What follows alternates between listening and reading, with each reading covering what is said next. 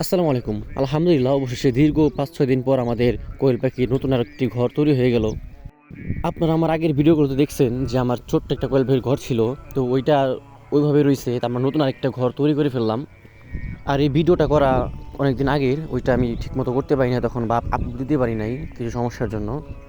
এখন থেকে নিয়মিত ভিডিও পাবেন ইনশাল্লাহ। আর আমার এই ঘর তৈরি করতে কত টাকা খরচ হয়েছে বা কী কী লাগছে সম্পূর্ণ এই ভিডিওতে আপনাদের তুলে ধরবো ইনশাআল্লাহ। মূলত আমি যে ঘরটা দিচ্ছি, এই ঘরটা হলো আমি পুরান একটা ঘর কিনছিলাম আমার কাকার থেকে ৮,০০০ টাকা দেওয়া। আর এই ঘরে তেমন কেউ ছিল না, ১২টার মতো খুঁটি ছিল, তার মধ্যে ৭টা না ৮টা ভালো ছিল আর সবগুলো নষ্ট ছিল। আর মানে কাঠের কোনো অংশই ছিল না, সব ছিল বাঁশ দিয়ে বানানো।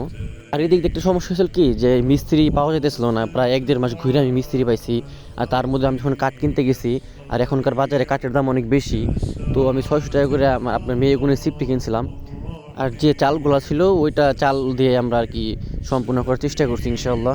এই ঘর দেওয়ার মেন উদ্দেশ্য হলো, আপনারা যারা আমার কাছে পাখি চাইছিলেন, যে 10 দিন 20 দিন বা 30 দিনের বাচ্চা চাইছিলেন, যাদেরকে আমি দিতে পারি নাই তখন আমার ঘরের কারণে বা আমার জায়গার কারণে দিতে পারি নাই, তো আপনারা এখন থেকে ইনশাআল্লাহ সবসময় আমার কাছে পাখি পাবেন।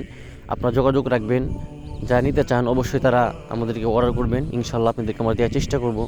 যাদেরকে এতদিন আমরা জিরো বাচ্চা দিতে পারি নাই, মানে কয়েল পাখি যে জিরো বাচ্চা ছোটো সাইজের, ওইটা আপনারা এরপর থেকে ইনশাল্লাহ পাবেন, কারণ আমরা একটা মেশিন আনতেছি।